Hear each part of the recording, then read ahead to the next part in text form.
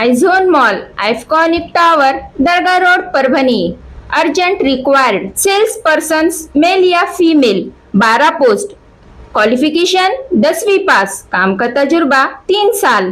Billing executive, male या female, 3 post. Qualification graduate, 3 साल का तजुर्बा। इन्वेंटरी ऑपरेटर, मेल या फीमेल, 1 पोस्ट। क्वालिफिकेशन ग्रेजुएट, 3 साल का तजुर्बा। 7 गारमेंट शॉप या मॉल का तजुर्बा जरूरी।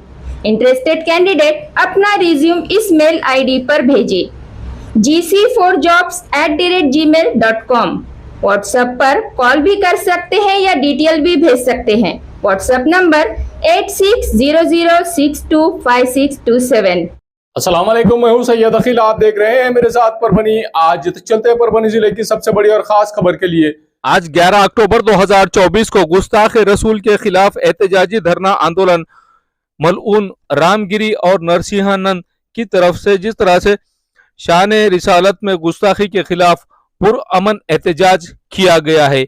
कुल जमाती तंजीम की जानिब से परभनी शहर के उपोषण मैदान के करीब छत्रपति शिवाजी महाराज पुतले के पास में जल तरनिका कॉम्प्लेक्स के सामने यहाँ पर कुल जमाती तंजीम की जानिब से तमाम उलमा इकराम की जानिब से परभनी शहर के इस एरिया में जिस तरह से यहाँ पर एहतजाज किया गया है, इस एहतजाज में मलऊन ने जिस तरह से गुस्ताखी की है अल्लाह के रसूल हुजूर पाक सल्लल्लाहु अलैहि वसल्लम, इनके शान में जिस तरह से गुस्ताखी की गई है, उसी के चलते आज ये धरने आंदोलन किया गया है। अगस्त महीने में ये हरकत मलऊन ने की है और उसके बाद में 23 सितंबर 2024 को तमाम ही पूरे महाराष्ट्र भर ही नहीं बल्कि पूरे देश भर से मुंबई में लोग एहतजाज करने के लिए पहुंचे और उस मलऊन के खिलाफ यहाँ पर धरने आंदोलन भी किया गया है। और धरने आंदोलन के अलावा तमाम ही एरियो से एफआईआर भी गुना भी दाखिल किया गया है, लेकिन महाराष्ट्र सरकार के कान पर जूं तक नहीं रेंगी है।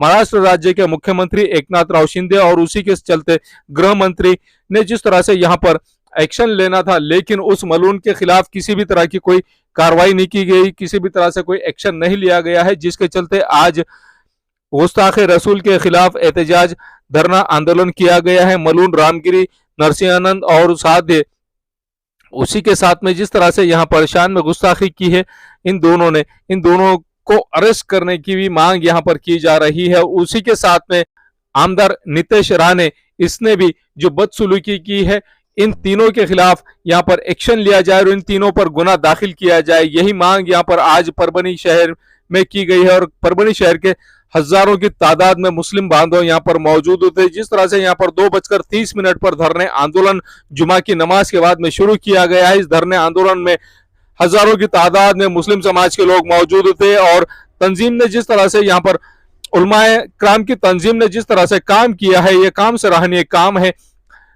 लोकसभा में जो एक्शन लिया गया है, लोकसभा में मुस्लिम समाज की जानिब से जो काम किया गया है, उसी के चलते आज ये भी बात रखी गई है कि हमने हमारी हैसियत और हमारा एहतजाज किस तरह से होता है और हम क्या काया पलट करते हैं, ये पूरे देश भर में 2024 में लोकसभा में बता दिया गया है कि हम क्या पावर रखते हैं और हमारी ताकत क्या है। यहाँ पर जितने भी उलमा इकराम थे, इन तमाम उलमा इकराम ने जो मैसेज देना था, ये मैसेज तो पूरी तरह से दे दिया गया है इनकी जानिब से।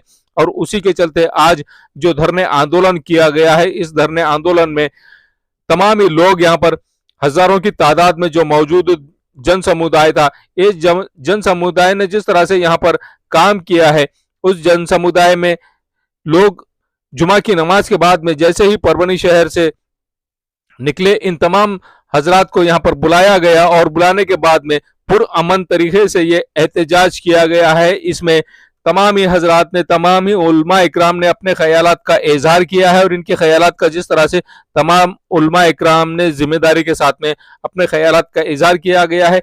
इन तमाम हजरात की जानिब से क्लियरली ये भी बताया गया है कि जो वक्फ बोर्ड की ज़मीन है, औकाफ की ज़मीन है, पूरे देश भर में औकाफ की ज़मीन है और औकाफ की जो ज़मीन है ये सिर्फ अल्लाह और अल्लाह के रसूल के लिए ये ज़मीन वक्फ कर दी गई है। और वक्फ अल्लाह के नाम की जो प्रॉपर्टी होती है, ये अल्लाह तबारक व तआला की ही होती है।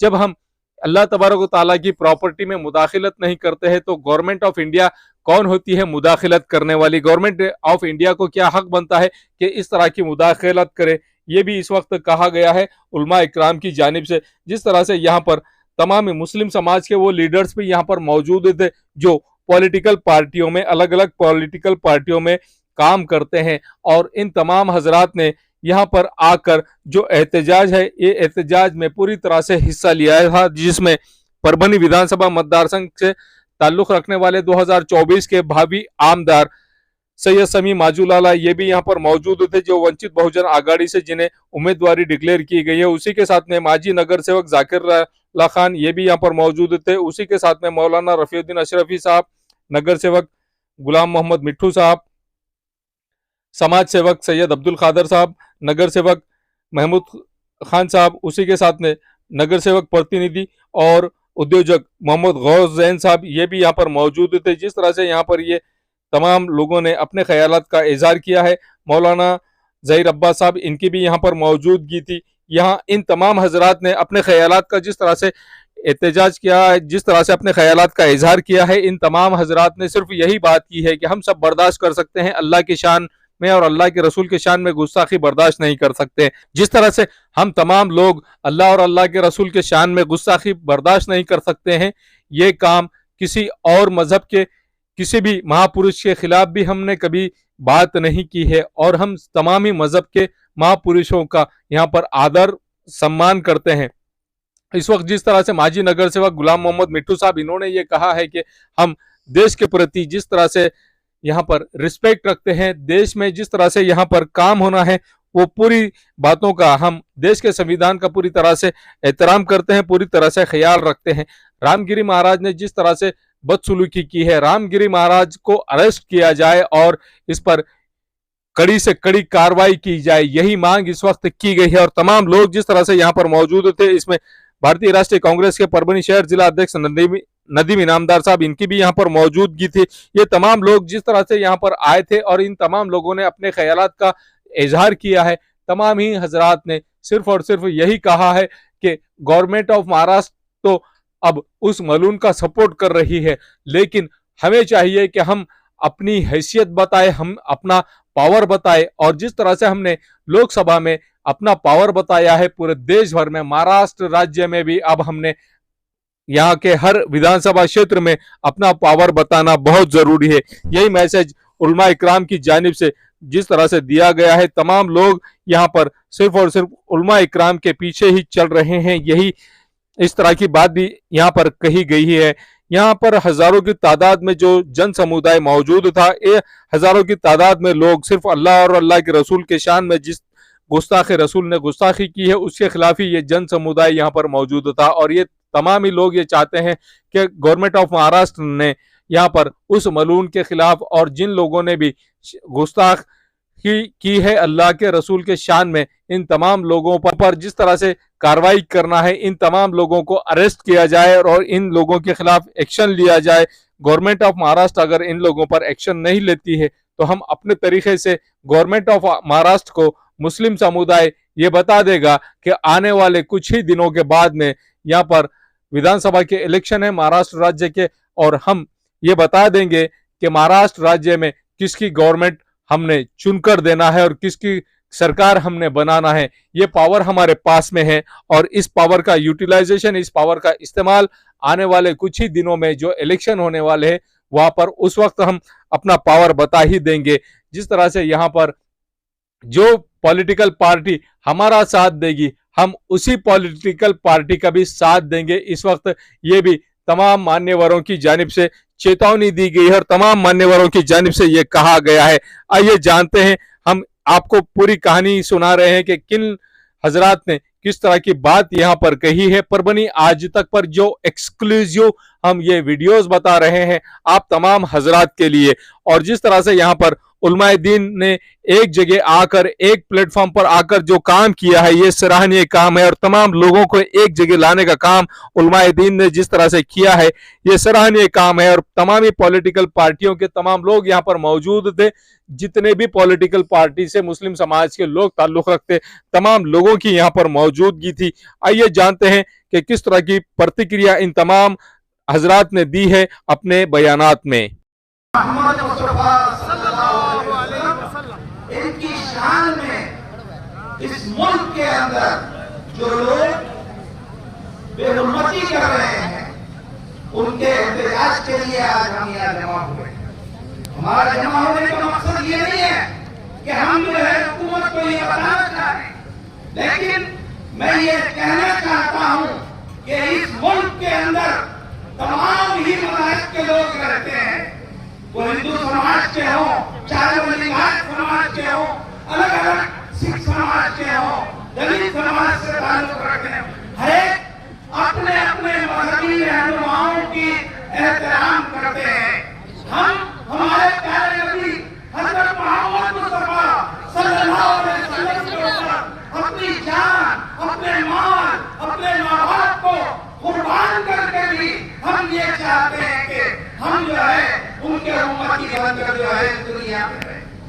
लेकिन आज इस मुल्क के अंदर हम देख रहे हैं कि कई सालों से जहां मुसलमानों के ऊपर, जहां इस्लाम के ऊपर जो है एहतजाज किए जा रहे हैं, अब हद तो ये हो गई कि जो है हमारे रसूल के खिलाफ भी ज़बान उठाने वाले लोग जो है आज सामने आ रहे हैं और हम मजबूर हैं इस मुल्क के कानून के तहत, और हम ये चाहते हैं कि हम जो है इस मुल्क के कानून के तहत एहतजाज करते हुए हुकूमत से ये मुतालबा करते हैं कि वो जो है इन ऐसे जलील लोगों को जो है फौरन गिरफ्तार करे और जो है उनको कैमरे के बाद तक पहुंचाए, उनको सजा दे।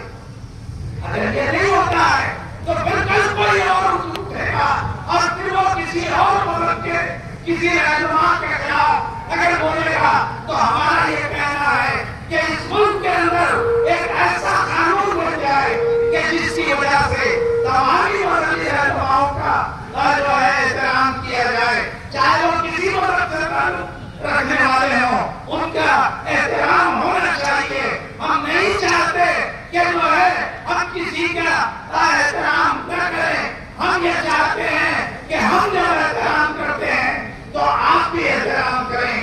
बनाई गई जिनको दुनिया का रहमत बनाया गया, आज उनके ऊपर ऐसे ऐसे इल्जाम लगाए जा रहे हैं, उनके नाम के ऊपर ऐसी बेहुरमती की जा रही है और हुकूमत है कि सो रही है, हुकूमत है कि गूंगी है।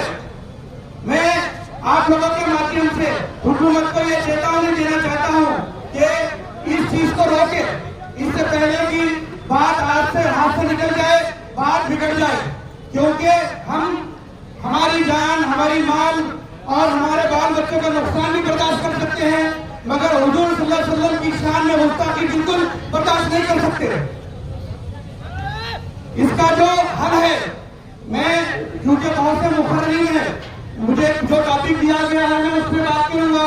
इसका हल है कि कानून बनाया जाए, एक ऐसा कानून बनाया जाए जो हुजूर सल्लल्लाहु अलैहि वसल्लम की बेहुरमती करने से रोके, ऐसा कानून बनाया जाए जो जितने भी महापुरुष है भारत के उनकी भी बेहुरमती करने से रोके और उनको सबसे सख्त कार्रवाई, उनके ऊपर सबसे सख्त सजा का प्रोविजन रखे। क्योंकि आए दिन जो ऐसे बातें हो रही है ये इस वजह से हो रही है कि कानून नहीं बना हुआ है। कानून एक तरफ तो बोलने की आजादी है और दूसरी तरफ है स्पीचेस है, और ये दोनों के बीच में मखलूस कानून ढूंढता हुआ अगर कोई गुस्ताख रसूल अगर हुजूर सल्लल्लाहु अलैहि वसल्लम के खिलाफ में बुरी बात करता भी है तो उसको या तो थाने में बेल दी जा रही है या फिर उसको आसानी से बेल दी जा रही है।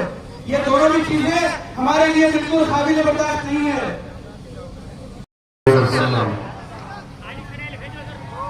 ये दुनिया अहले दुनिया को वसी मालूम होती है, नजर वालों को उजड़ी हुई मालूम होती है। किसने कर दिया है हमको सब दोस्तों से बेगाना, हम अपना रोना रोते हैं, लोग इसे हंस हंस के सुनते हैं। अब एक दिल की लगी दिल लगी सी मालूम होती है।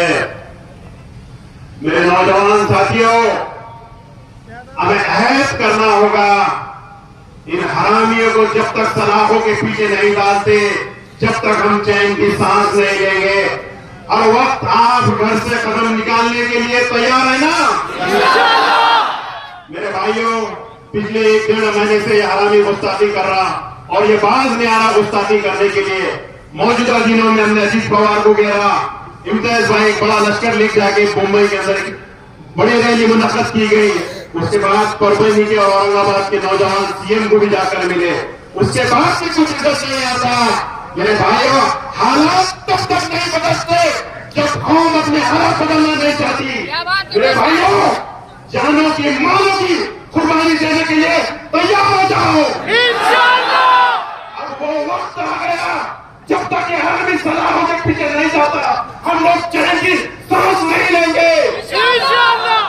आज जिस देश में नबी करीम सल्लल्लाहु अलैहि वसल्लम की अजमत महसूस नहीं है, तो हम लोग महसूस नहीं है। हमारे लिए हमारी जायदाद, हमारी प्रॉपर्टी, हमारी आन औलाद, हमारी कौम कोई मायने नहीं रखती। आज की नजर नबी के अब्बा पे किसी उतारा जा रहा है। मैं आप तमाम से गुजारिश कर रहा हूँ, अपनी जानों की कुर्बानी देने के लिए अदब तो करो। इंशाअल्लाह हालात बदलेंगे।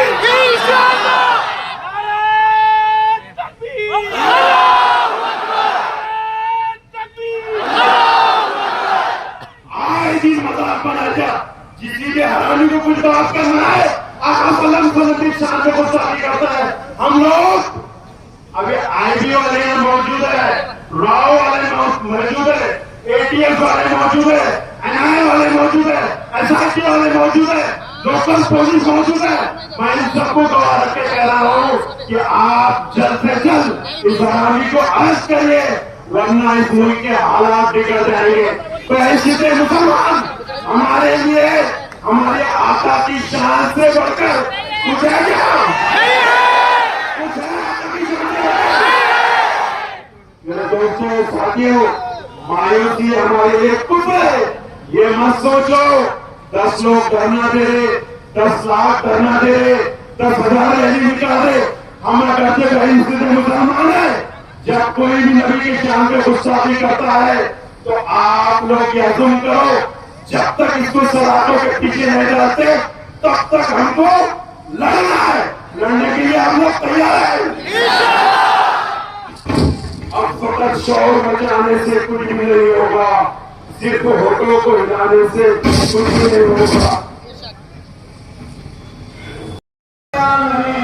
उनकी जाने के लिए उनसे गुजारिश करती है, यहाँ पर खड़े हुए वो आंसर देंगे जो हमारे यहाँ से आ रहे हैं, उनके लिए आगे बढ़ने के लिए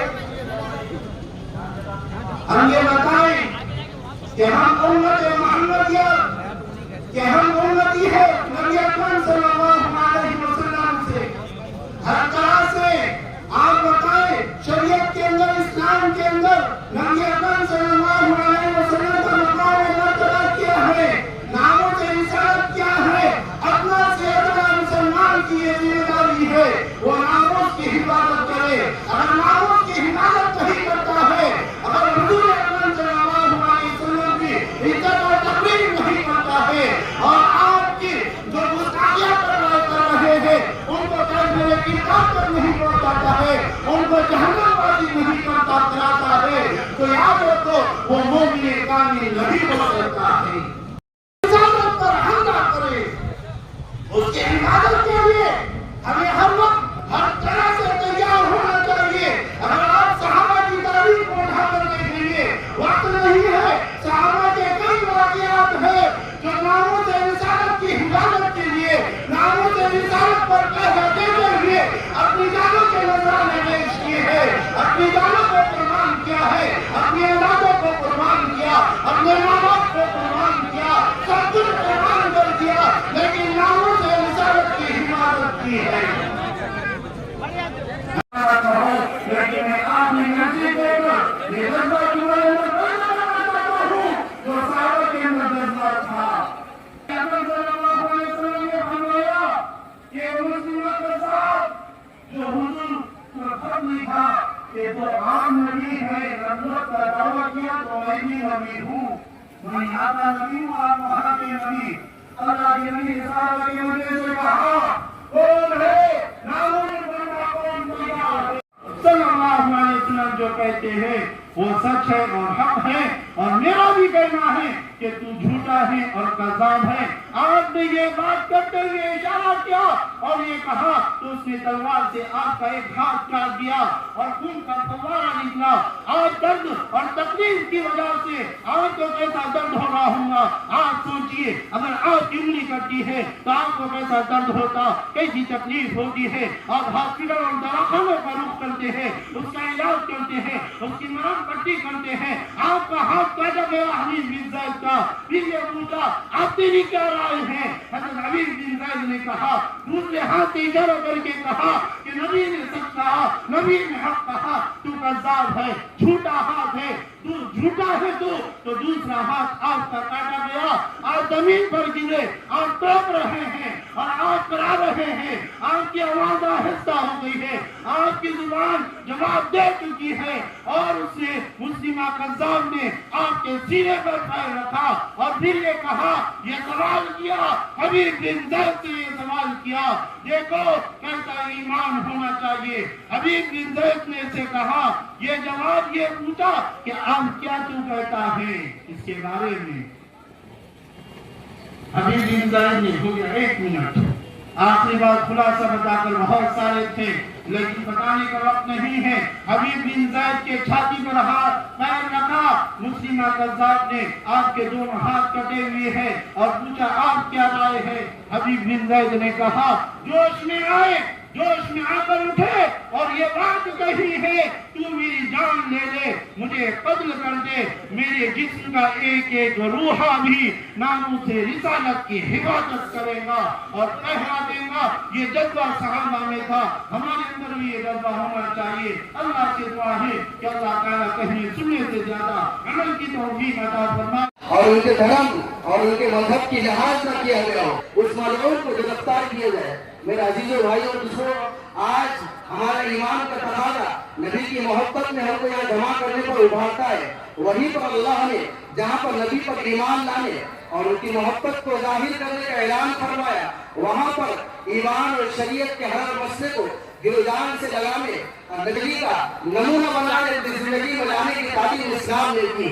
इससे आज से इस स्टेज से मैं पैगाम देता हूँ और हुकूमत से कहता हूँ, ऐसा कानून जल्द से जल्द बनाया जाए जिस कानून से ये हिंदुस्तान जमहूरी बातू है, यहाँ पर अमन सलामती के गहवारा ये मुल्क बाकी है। ऐसा मुतालबा आज के इस एहतजाज का मकसद और बुनियादी मकसद है।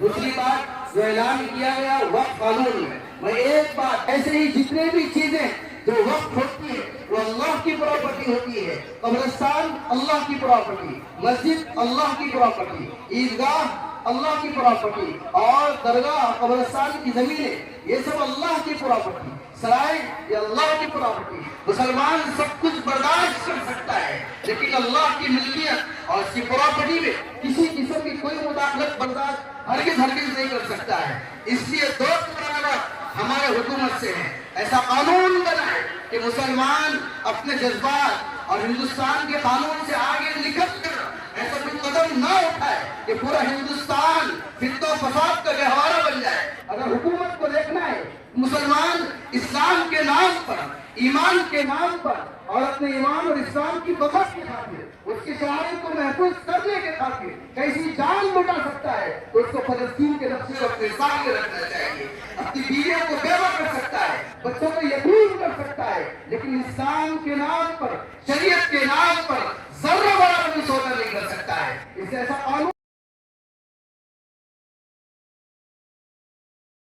में और उलमा इकराम की रहबरी में कुल जमाती तंजीम की तरफ से अहले हदीस व उस शख्सियत, उस अजीमुल मर्तबत वजह तखलीक जनाब मोहम्मदुर रसूलुल्लाह सल्लल्लाहु अलैहि वसल्लम की शान अक़दस में बुलाए अक़ीदत पेश करने के लिए मैं दावत देता हूँ हाफिज सैयद शरीफ साहब से, तो के वो आए।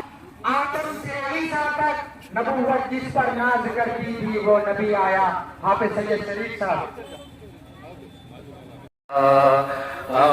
तोलो उठो उठो, याद रखो अपने रब को जवानी में, अपने रब को जवानी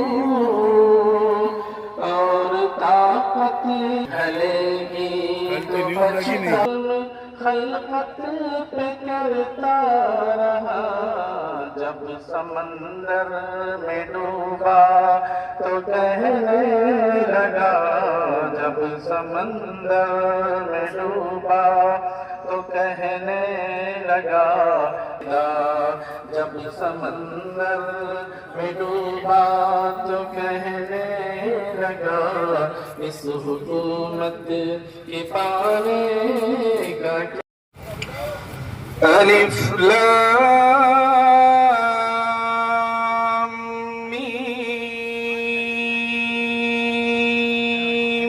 किताब ला रैब फीहि हुदल लिल मुत्तकीन الذين يؤمنون بالغيب ويقيمون الصلاة وذرهم لا يؤمنون ختم الله على قلوبهم وعلى سمعهم وعلى أبصارهم غشاوة ولهم عذاب عظيم. माशाअल्लाह जज़ाकल्लाह। फिर अहबाब से गुजारिश ये है कि मजमा आ रहा पढ़ने के लिए इंशाअल्लाह। अब मैं बड़े अदब एहतराम से सजदे की इजाजत, मुल्ला को अगर हिंद में सजदे की इजाजत नादा ये समझ रहा है कि इस्लाम है जिंदाबाद। हिंदुस्तान, शहर अजीज हिंदुस्तान में मुसलमानों को लेकर, हमारी जानों को लेकर, हमारे मालों को लेकर, हमारी जमीनों को लेकर, हमारे मसाजिद को लेकर, हमारे मदारिस को लेकर बात यह हो गई कि हमारे सरकार दो आलम सल्लल्लाहु अलैहि वसल्लम की शान में बार बार गुस्ताखी की जाए। आज इस जगह पर, इस जमीन पर जो लोग खड़े हुए आज ये अपने गम और गुस्से का इजहार कर रहे हैं, हम ये कहना चाहते हैं कि याद रखो, एक वक्त में हाजी मालिक और राजी इल्मुद्दीन पैदा हुए थे। आज हम ये जज्बा लेके आए कि हम में से हर एक राजी इल्मुद्दीन बनने के लिए तैयार है। इंशाअल्लाह हम हर एक गुस्ताख का हिसाब लेंगे, इंशाअल्लाह किसी को खाली नहीं छोड़ेंगे। हमारे सब्र का इम्तिहान मत लो। बार बार ये जो हम लोग आ रहे हैं, ये हमारे हिंदुस्तान में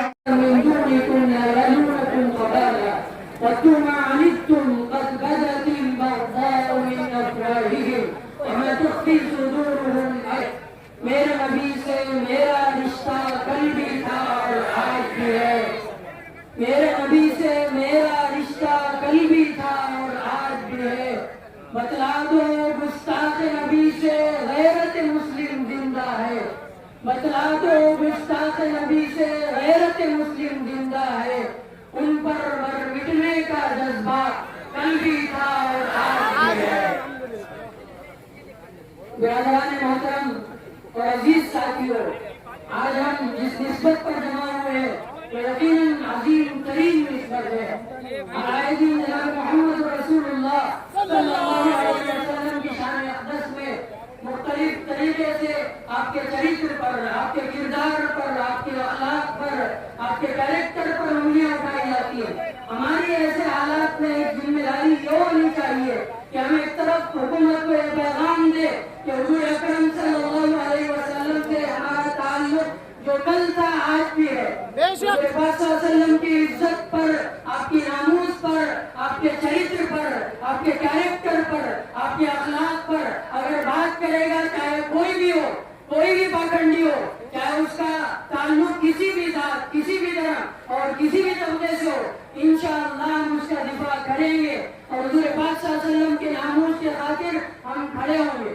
दूसरी बात, हुजूर अकरम सल्लल्लाहु अलैहि वसल्लम के नामूस के ताल्लुक से हमें हज़रत अबू बकर सिद्दीक़ रज़ियल्लाहु तआला अन्हु का वो किरदार अपनाना चाहिए जो हज़रत अबू बकर ने अपनी जिंदगी में उन लोगों के खिलाफ अपनाया था कि हज़रत अबू बकर के दौर में एक तबके ने ज़कात के देने से इनकार कर दिया। हज़रत अबू बकर को पता चला तो हज़रत अबू बकर ने बड़े अजीम तरीन जुमले कहे जो तारीख में सुनहरी अल्फाज से लिखे गए और दुनिया अब तक उसको याद करती है और क़यामत तक याद रखती है। हज़रत अबू बकर ने कहा था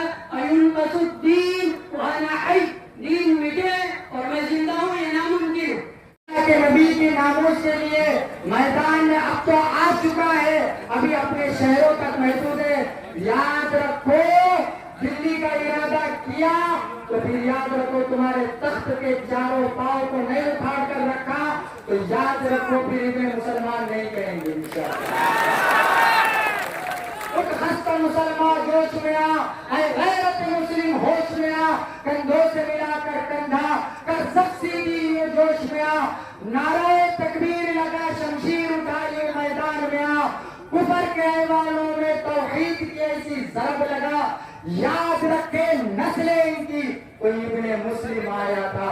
मैं बड़े अदब और एहतराम के साथ हज़रत मौलाना रहमान साहब कादरी से गुजारिश करता हूँ कि वो 10 मिनट में अपनी बात को समेटो। उलमाए कराम कर रहे हैं, आप उलमाए कराम को फॉलो करें, बिल्कुल नारे लगाएंगे, ऐसा नहीं है कि नारे नहीं लगाएंगे, बिल्कुल लगाएंगे। अल्हम्दुलिल्लाह वहदहु वस्सलातु वस्सलामु अला मन ला नबिय्य बअदा व अला आलिहि व अस्हाबिहि लज़ीना उतू अहदा अम्मा बाद अऊज़ु बिल्लाहि मिनश शैतानिर रजीम बिस्मिल्लाहिर रहमानिर रहीम इन्ना शानिअका हुवल अब्तर व क़ाला नबी सल्लल्लाहु अलैहि वसल्लम मन सब्बनी फक़्तुलू व मन सब्ब अस्हाबी फजलिदू।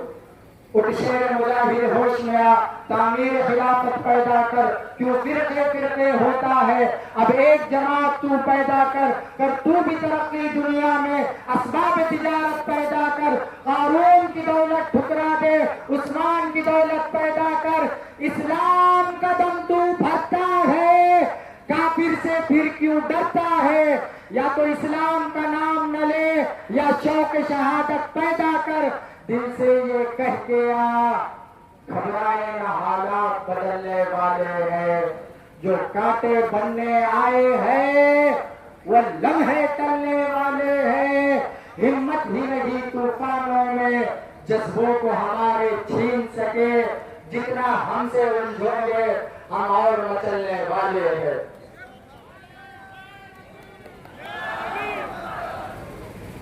नारा तो यहीं से लगाएंगे भाई, बिल्कुल लगाएंगे, नारे हैदरी भी लगाएंगे, नारे सहाबा भी लगाएंगे, सब हमारे सरों के पास।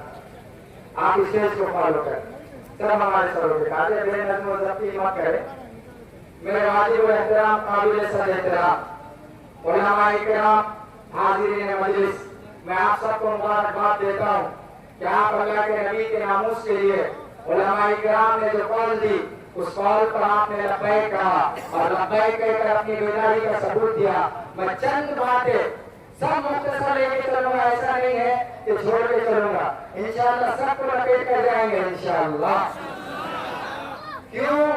खानदान हुसैनी से वाबस्ता हूँ, सर कटा सकता हूँ लेकिन सर नहीं झुका सकता इंशाअल्लाह।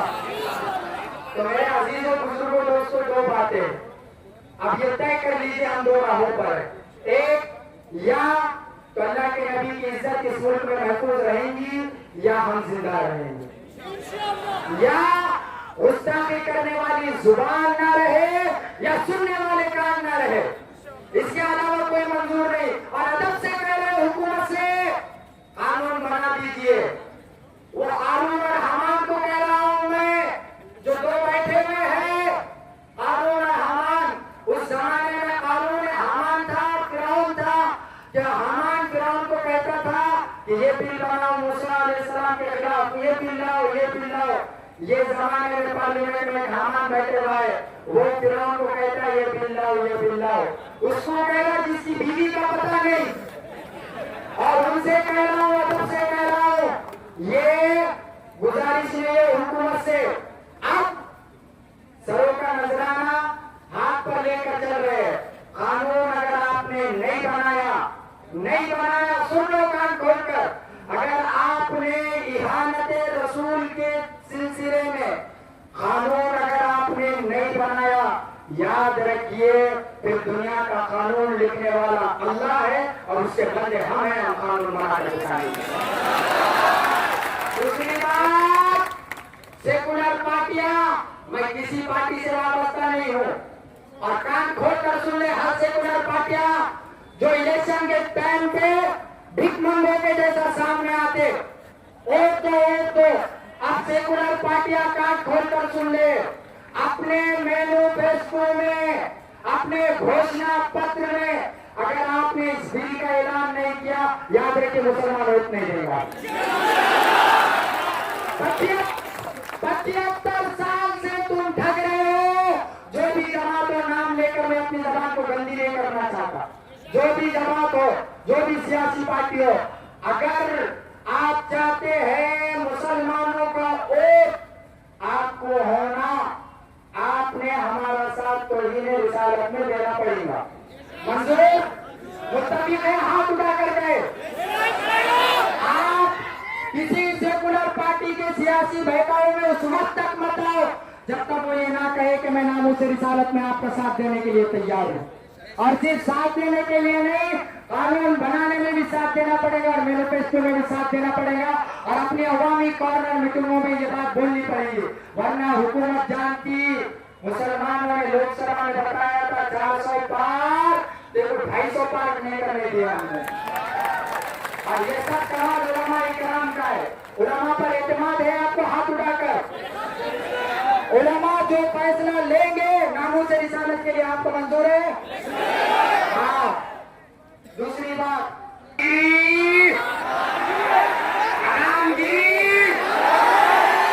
तू क्या समझ रहा है कि मेरे बयान में मीडिया को कहना कि मैंने कोई अगर गलत बोला होगा तो ये हुसैनी तैयार है मुनाजरा करने के लिए।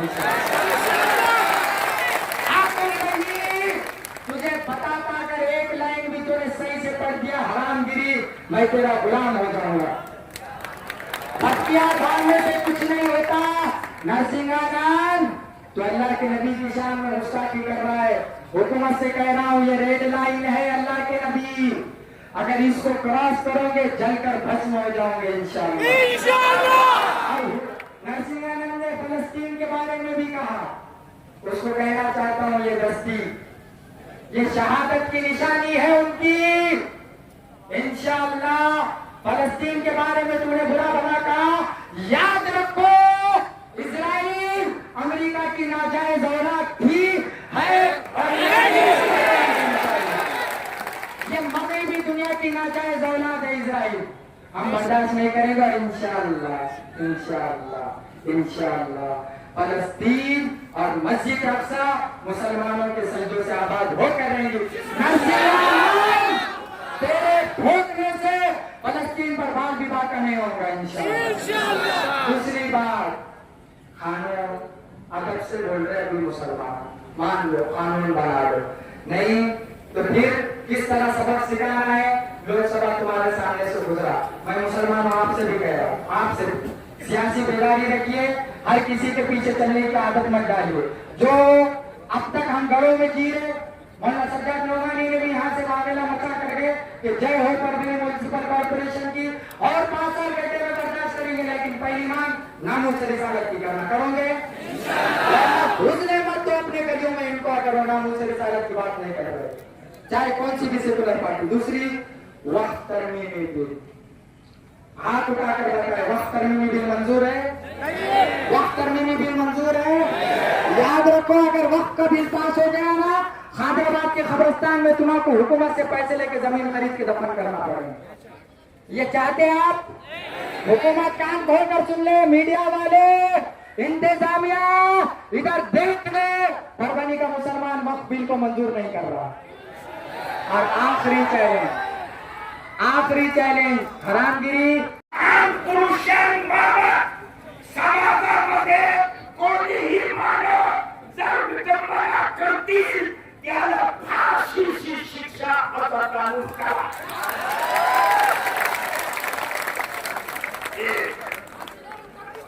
फाशीची शिक्षा बोलो झालीच पाहिजे। फाशीची शिक्षा ये हुकूमत ने नारा लगाना कि कोणत्याही धर्मामध्ये कोणी अपशब्द बोलणार त्याला फाशीची शिक्षा सरकार देणार। ये हुकूमत ने बोलना, अपना बोलना परभनी में रहना अच्छा, ये बोलने का है ना, तो आज बोलने के बजाय अगला महीना नवंबर का है ना, अब नवंबर के महीने में अपने अपने वार्ड में जहां बूथ लगा है वो बूथ में बटन दबाते वक्त ये याद ना याद करो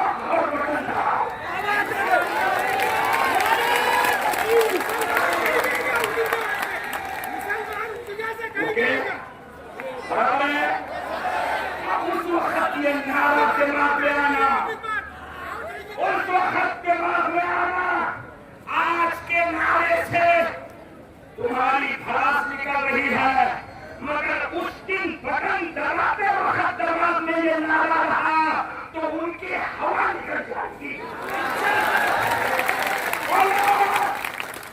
करेंगे, ये हमारा संवैधानिक हक है। और सुनो, ये ऐसे मदारी है कि ऐसे ऐसे चेहरे लेंगे तुम्हारे सामने कि फिर पूरे परवरी के मुसलमान आपस में भिड़ेंगे, जानना अपने को क्या करने का। तो ऐसे वक्त में जरा उसका भी हिसाब करना, तो ये मशवरा देना।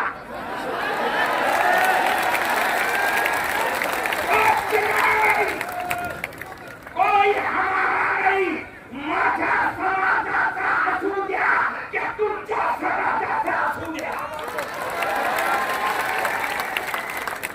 कोई हमसा नहीं, हमसा तो जे हाथ कायदा करनारा असेल ते हमसा आहे। एक दूसरा, आप सुन रहे हैं मेरी कुछ बातें, मैं रखूँ खत्म करूँ। ये दर्द है मेरे भाइयों, देख ले पुलिस वाले, कुछ लोग ये एक पुलिस वाले अधिकारी साहब ने कहा, मौलाना जी आप बहुत बोलते, तो कैसा करूँ, रोक दूं मेरा बोलना।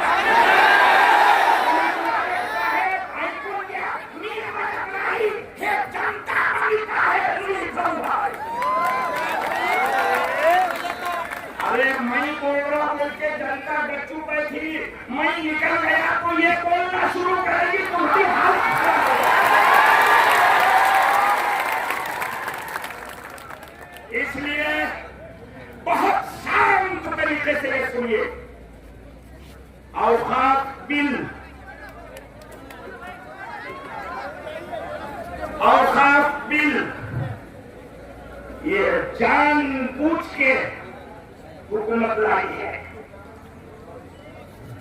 पहले तो मुसलमानों के घरों पे कब्जा, अब अल्लाह के प्रॉपर्टी पे कब्जा। और यहाँ हमारे लोग बैठ हुए तो हम बोल रहे कहीं को बैठ रहे, ये अल्लाह की जमीन है, जमीन हमसी, लोग का हमसे, बदला है हमसे, अमीरों पर अमीर हो। तो जब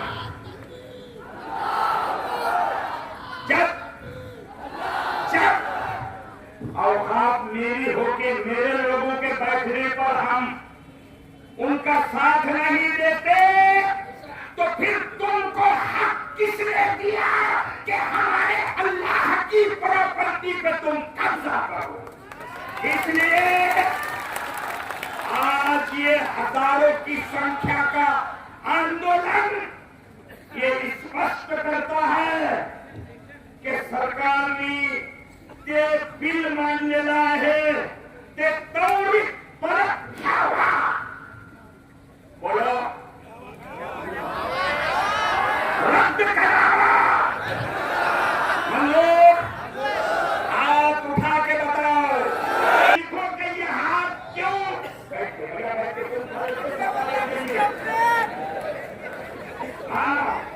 थोड़ा आगे चलना है, चलना है। अरे सवालों, जरा ये उठे हुए हाथ देखो कि हम ये बताना चाहते हैं कि हम औकात के बिल को पूरे हिंदुस्तान से हटाते हैं, रद्द करते हैं। ये महाहरामगिरी ने अब शब्द केला आणि फार मोठ्या विषयांवर मुसलमान भारतामध्ये गप्प आहे। दाखवून देऊ मेरे परभणी का पुलिस वाले हैं तो सुनो, कान खोल के सुनो, और कुछ खोल के सुनना है तो सुनो। मतलब दिल खोल के सुनो।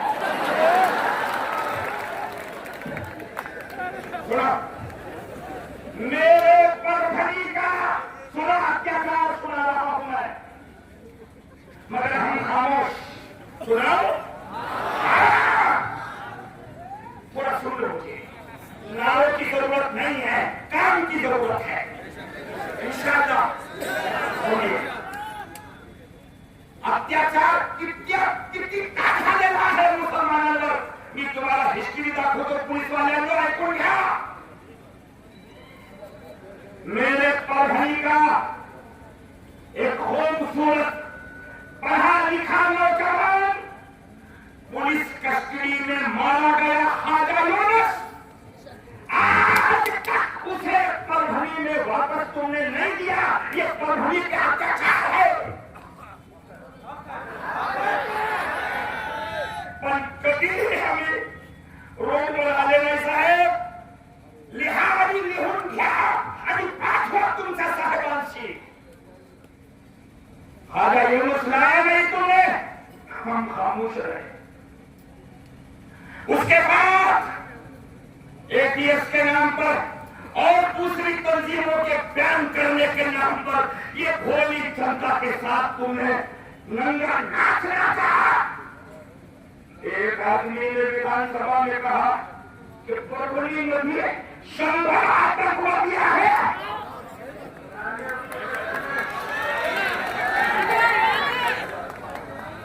मेरे बापू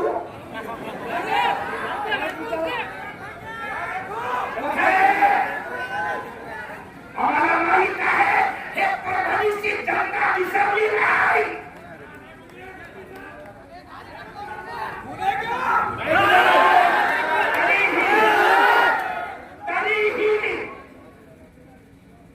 वेळेनुसार आम्ही समजूत काढली, आमच्या लोकांना आम्ही समजावून घेतले आणि लोकसभामध्ये जे झाला तुम्हाला लड्डू भेटले ते माहीत आहे। पण मैं आपको बोलना चाहता हूं, पिछला जो हुआ हुआ अपने को भूलने की आदत है। मगर और एक आदत है, वो निकाल दो। भूलने की आदत चलती याद आ जाता ऐसे आंदोलन से, उलमा के बयानात से, उलमा की रहनुमाई से याद आ जाता तो फिर आदमी संभल जाता। मगर एक दूसरी बुरी आदत है कि आप छोटे छोटे फायदे में मांगोली करते, ये छोड़ दो। मत करो मुसलमानों, छोटा फायदा नहीं मिला चलेगा, मगर उम्मत का, मिल्लत का, मेरे देश का, मेरे शहर का और पूरे नामों से रिसालत का फायदा करा के लेने के लिए हम हर कुर्बानी देने को तैयार। कोशिश करेंगे, मतलब इशारों में बोल रहा हूं, क्योंकि मैदान सामने है। टुकड़ी लेकर हम लड़ाई आने वाले हैं। चलो इस विषय को आगे लेके चलता हूं, आगे चलो। ये हुआ कि 2 महीना पहले अपशब्द पकड़ा, FIR हुआ, कोई कार्रवाई नहीं हुई। पूरे महाराष्ट्र के मुसलमानों ने उस अपशब्द पकड़ने वाले पर कार्रवाई हो, इस काम से, इस नीयत से अलग अलग को छोड़ के ये रोड पर इसलिए बैठा है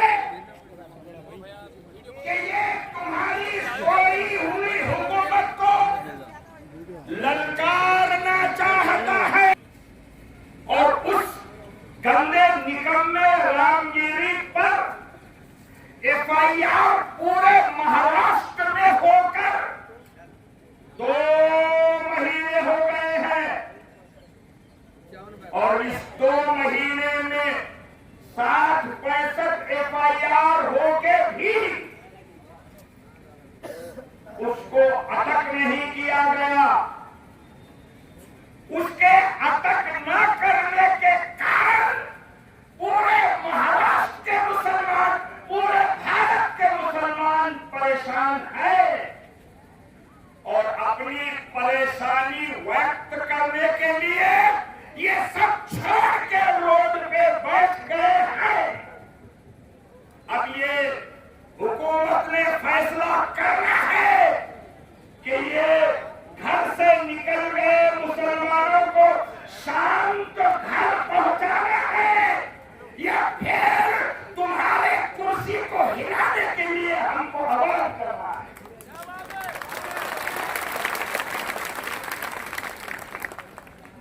रामगिरी तुझ्या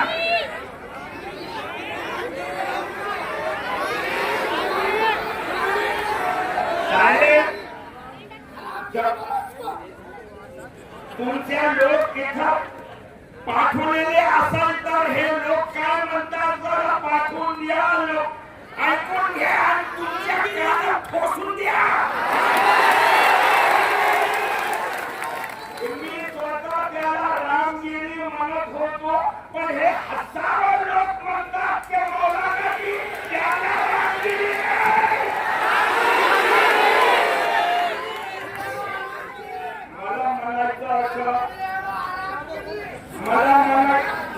मला म्हणायचं असं की त्यांचे आई वडिलांनी त्यांना रामगिरी बनवले पण तू जो अपशब्द बोलला त्याचा की तू रामगिरी नाही महारामगिरी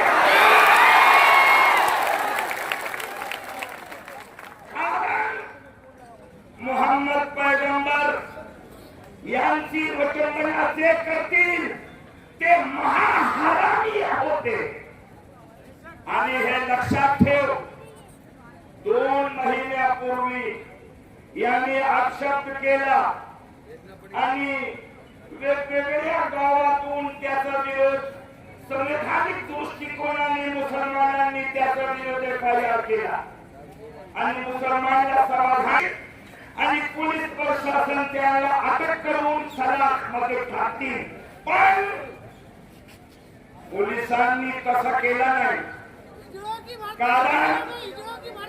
कारण हे की सोशल मीडियावर आला की त्या रामगिरीच्या पाठीमागे असं आम्हाला कळलं की आमचा महाराष्ट्राच्या मुख्यमंत्री उभा आहे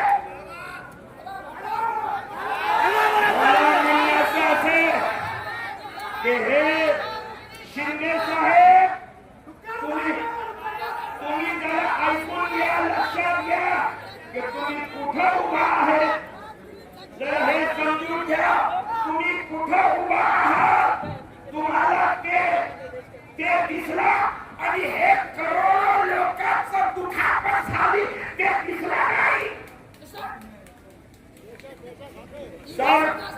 जर तू हे मुख्यमंत्री जर तुम्हाला कळाला नाही तो आज हे जनता तुम्हाला सांगू इच्छिते की तुमचा वेळ आता आलाच की ते भाषा तुम्हाला समजत नाही का आता वेळ ह्या लोकांच्या पोटामध्ये आहे आता समजायची वेळ आली तुमचे लोक ह्या दिशामध्ये येणार आहे ऐका महायुतीवाल्यांना आणि कोणतीही युती असली आम्हाला काय आमची कोणी नाही युती कोणतीही असू द्या पण महायुतीवाल्यांनो तुमच्या सोबत जे आहे ते आता धुळ्यावर केलेले आहे ते शेतामध्ये नाही हे समजून घ्या ते धुळ्यावर आहे आणि तिथूनही तुम्हाला संसारची वाट पाहत आहे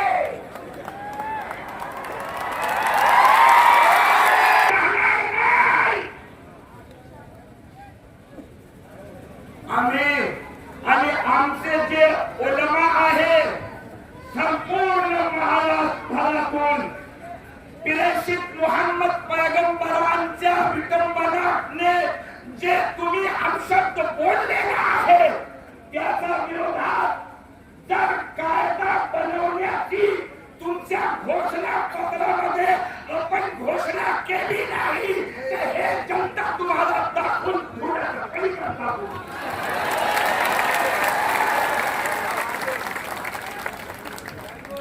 घोषणा पत्रामध्ये करून द्या की आम्ही जर सत्तामध्ये आला तर लक्ष द्या काय काय तुमच्या घोषणा पत्रामध्ये आम्हाला इच्छा आहे एक छोड़े वाला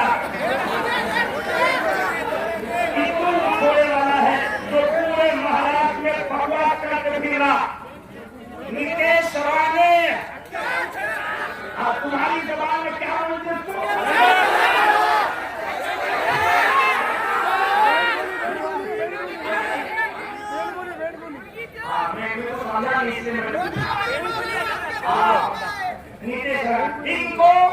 इनको अगर तुमने जुमेरात तक अटक नहीं किया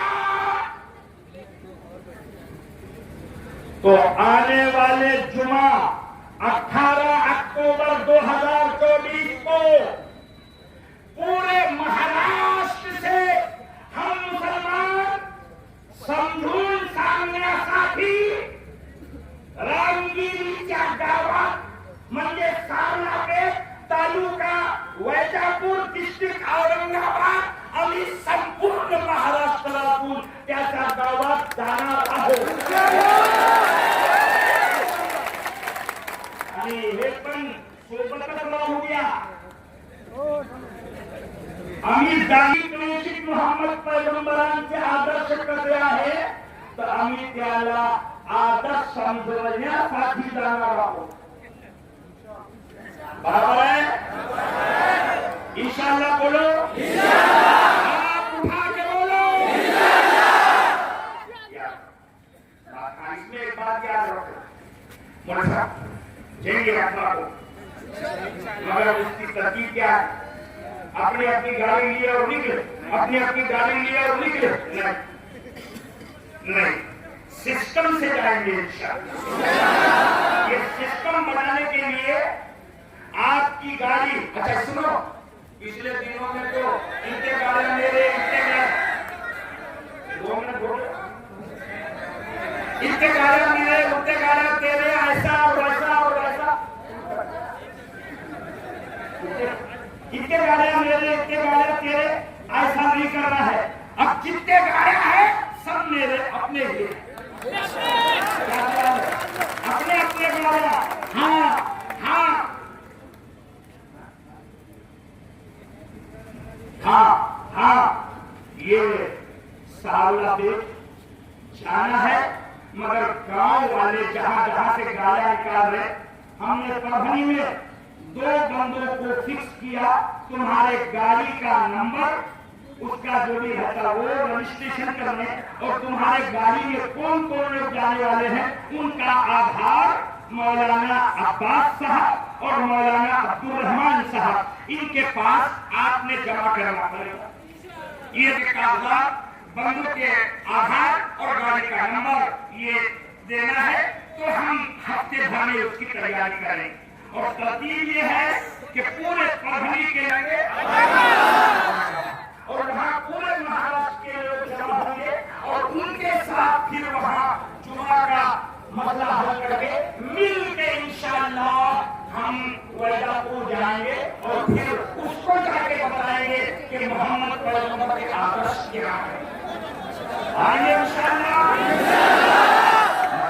आपसे ये गुजारिश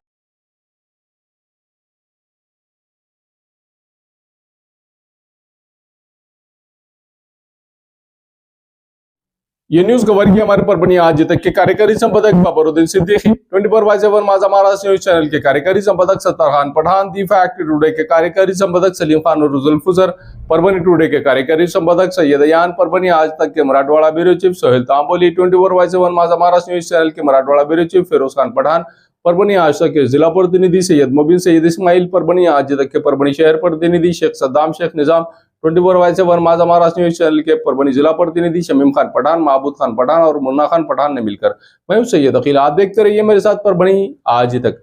आप हमारे चैनल को सब्सक्राइब करें, सब्सक्राइब करने के बाद बेल आइकन का बटन जरूर दबाएं।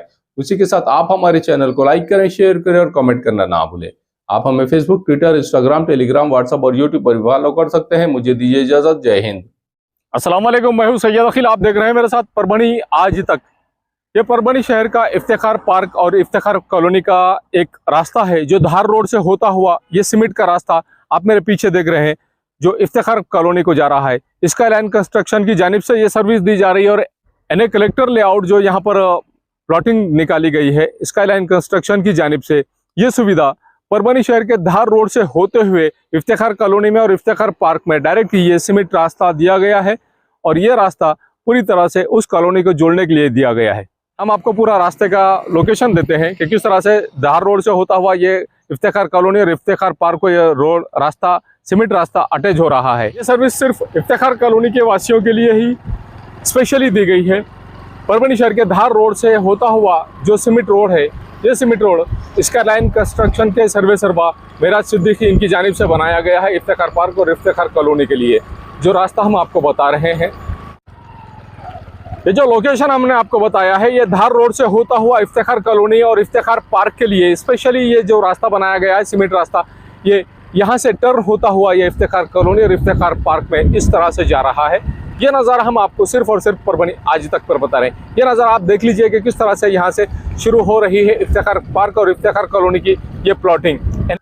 रास्ता तो आपने देख लिया है कि किस तरह से यहाँ पर इफ्तिखार पार्क और इफ्तिखार कॉलोनी में आने के लिए जो लोकेशन हमने आपको बताया है धार रोड से होता हुआ जो सीमेंट रोड स्पेशली बनाया गया है स्काईलाइन कंस्ट्रक्शन की जानिब से, ये इफ्तिखार कॉलोनी और इफ्तिखार पार्क की एनए लेआउट की पूरी प्लॉटिंग है। और एनए लेआउट की पूरी प्लॉटिंग आप ये देख लीजिए कि यहाँ पर लाइट की सुविधा किस तरह से अवेलेबल करा कर दी गई है। और लाइट की सुविधा के अलावा यहाँ पर हर प्लॉट के सामने 2 झाड़ लगाए गए हैं। ये झाड़ भी देख लीजिए 15 से 20 फीट ऊंचे ये झाड़ है और हर प्लॉट के सामने झाड़ है।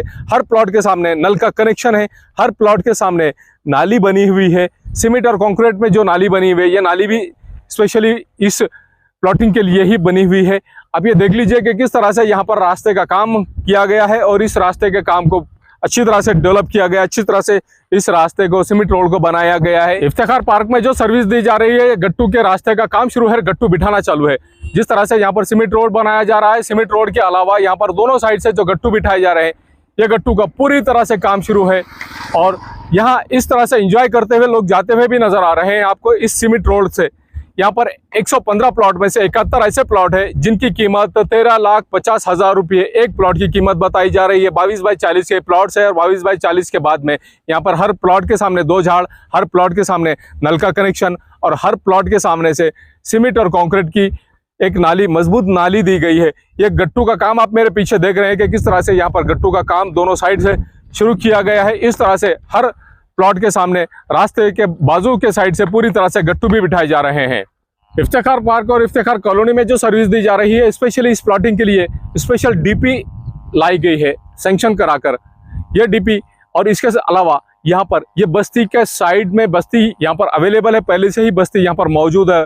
और इस बस्ती के ख़त्म होते ही यहाँ पर इफ्तिखार पार्क और इफ्तिखार कॉलोनी यहाँ पर मेराज सिद्दीकी साहब इनकी जानिब से सर्विस दी जा रही है कि इनके प्लॉटिंग में एक स्वतंत्र डीपी भी अवेलेबल है, लाइट के कनेक्शन अवेलेबल है, झाड़ हर प्लॉट के सामने अवेलेबल है। उसी के साथ में सीमेंट और कंक्रीट की नालियां अवेलेबल है। हर झाड़ को महफूज रखा गया है और हर झाड़ को पानी भी दिया जा रहा है। हर प्लॉट पर यहाँ पर नल का कनेक्शन भी अवेलेबल है। इस तरह की सर्विस यहाँ पर दी जा रही है